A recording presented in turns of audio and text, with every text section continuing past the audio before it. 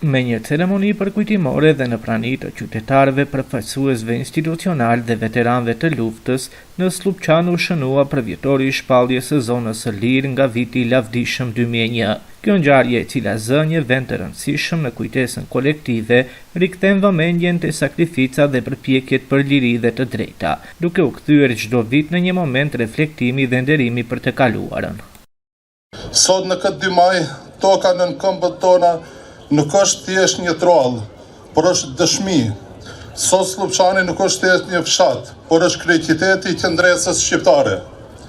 25 vite më parë në këtë datë, këtu u thye heshtja e Robriz dhe u shpall zona e lirë.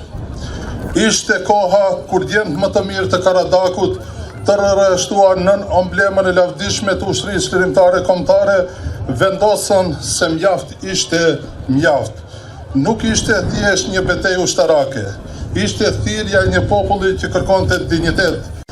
Sot është një ditë e veçantë për Karadakun, për Slupçanin tuaj, për gjithë shqiptarët në trojet tona dhe kudo që janë.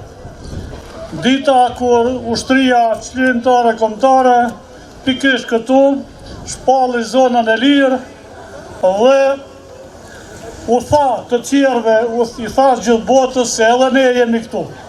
Jemi ju, por jemi edhe ne. Prandaj duhet të gëzojmë të drejtat që na takojnë, duhet të jetojmë barabartë me ju, të barabartë me të gjitha drejtat që na takojnë.